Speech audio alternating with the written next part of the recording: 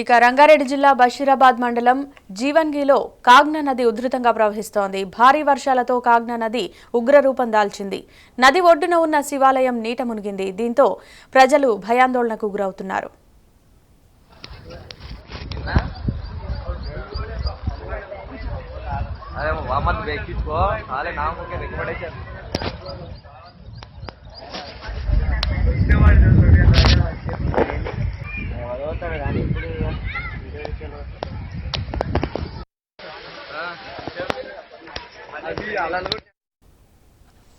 రంగారెడ్డి జిల్లా వ్యాప్తంగా వాన దంచికొడుతోంది. పరిగి, రాజేంద్రనగర్, హయత్నగర్లో మోస్తరు వాన పడింది. మాదాపూర్, మియాపూర్, చందానగర్, లింగంపల్లిలోనూ వర్షం కొనసాగుతోంది. మరిన్ని వివరాలు మా ప్రతినిధి గణేష్ అందిస్తారు. గణేష్, చెప్పండి, రంగారెడ్డి జిల్లాలో పరిస్థితి ఏంటి? గత వారం రోజులుగా కురుస్తున్న వర్షాలు కావచ్చు, అలాగే నిన్న 2 రోజుల నుంచి భారీగా వర్షాలు కురవడంతో కూడా రంగారెడ్డి జిల్లా వ్యాప్తంగా కూడా వాగులు, వంకలు, అలాగే నదులు కూడా పొంగి పొరలించడం జరుగుతుంది. అలాగే గతంలో చూసుకున్నట్టయితే ఇప్పటికే జంట జలాశయాలు కూడా గరిష్ట స్థాయికి చేరుకోవడం, అంటే ఇప్పటి వరకే డెడ్ స్టోరేజ్ లో ఉన్న జంట జలాశయాలు కూడా ఒక మాక్సిమం అంటే మినిమం లెవెల్ కు రావడం జరిగింది. అలాగే జిల్లా వ్యాప్తంగా ఉన్న నదులు ఏదైతే ఈసీ, మూసి, కాగ్నా నదులు కూడా పొంగి పొరలించడం జరుగుతుంది. అలాగే రాత్రి నుంచి కురుస్తున్న భారీ వర్షాల కారణంగా కాగ్నా నది ఉధృతంగా ప్రవహించడం జరుగుతుంది.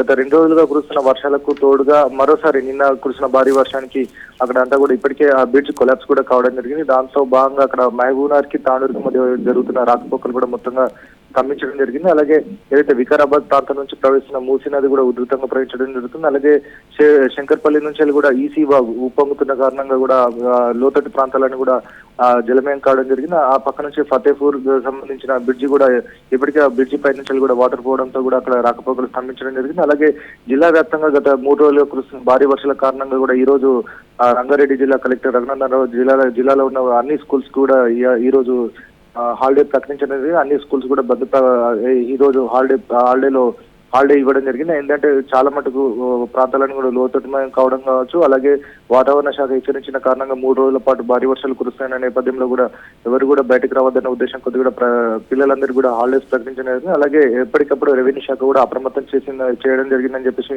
అటు మంత్రి మహేందర్ రెడ్డి, అలాగే కలెక్టర్ రఘునందన్ రావు కూడా చెప్పడం జరిగింది. అలాగే మంత్రి కూడా ఎప్పటికప్పుడు ఈ పరిస్థితి పైన పర్యవేక్షించడం జరుగుతుంది.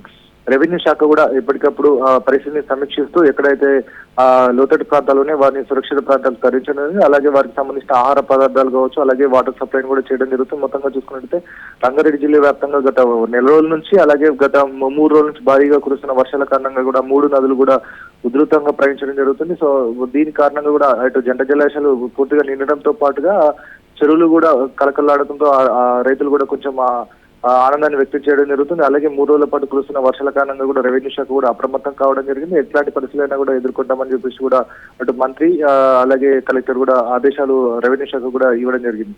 Right Ganesh, thank you.